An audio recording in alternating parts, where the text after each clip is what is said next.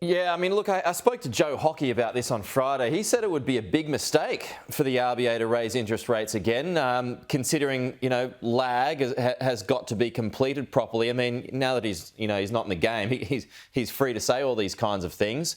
But, I mean, inflation's just not coming down. People are still spending, aren't they? So, I mean, I guess maybe Michele Bullock's hands are tied here.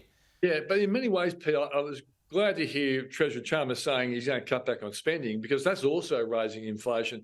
And Pete, another thing that's quite surprised me is that CBA head of Australian economics, Gareth Ed, he was saying there's still a lot of people on fixed rate home loans. So the mortgage cliff hasn't kicked in. So that monetary policy lag, which is always long anyway, is much longer this time. So if she raises, she could actually create a recession that we don't really have. So it's going to take courage to lean against all the economists saying she should raise, but it also takes a lot of courage to basically gamble that we could end up in a recession. So it's a really tough call for the Reserve Bank governor. Well, and by the way, so Pete, Reserve Bank governors have been hopeless on interest rates.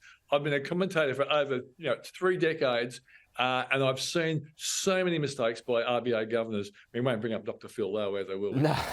Well, I mean, there's some even suggesting there could be a rate rise tomorrow and then maybe even another one in December. Merry Christmas to all of us. We shall see. Just quickly though, Pete, are the Americans finished with their rate rises?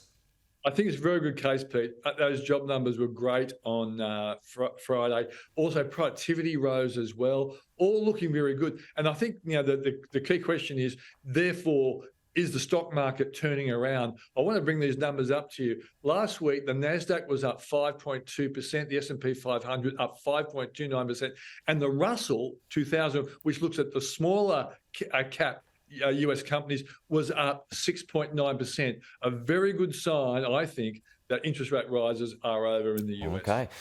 Good to see you as always, Peter Switzer. Happy punting tomorrow, by the way. Yeah, thanks, mate.